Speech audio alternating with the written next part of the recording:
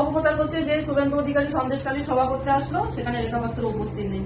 রেখা পাত্র কি অবস্থায় আছে সেটা কি যে মিডিয়া এই প্রচারটা করতে সে কি জানে আদৌ? না ওরকম মিথ্যে প্রচার করে ওনারা নিজেদের বাড়াতে চাইছে, ইমেজটা বাড়াতে চাইছে।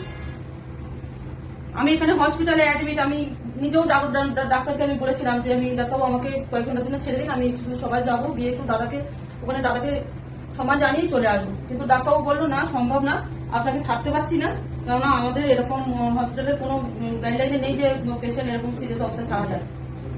ওই জন্য যেতে পারি। তারপরে এরকম একটা অপপ্রচার কালকের থেকে আমি দেখার পরে আমি হতাশ হয়ে গেছি যে এরকম একটা অপপ্রচার কেন করছে এই তৃণমূল থেকে, এটা কি চাইছে।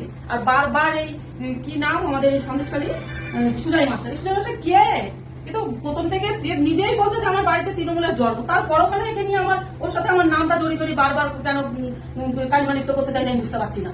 তৃণমূল বলছে তুমি নাকি তৃণমূলে যাবে, এটা একটা অবাস্তব কথা, অসম্ভব। তৃণমূলে যাওয়া আর মানে বিষ খাওয়া আমার কাছে সমান। তৃণমূলে যাওয়ার কোনো প্রশ্নই আসে না। ভারতীয় জনতা পার্টি আমাকে যে সম্মান দিয়েছে, যে বিপদের হাত থেকে বাঁচিয়েছে, আমি সেই ভারতীয় জনতা পার্টিকে সম্মান করি, সেই ভারতীয় জনতা পার্টিতেই আমি থাকতে চাই। আর যদি আমি কখনো পলিটিক্স নাও করি, তবুও আমি এই ভারতীয় জনতা পার্টিকে সাপোর্ট করে দেবো।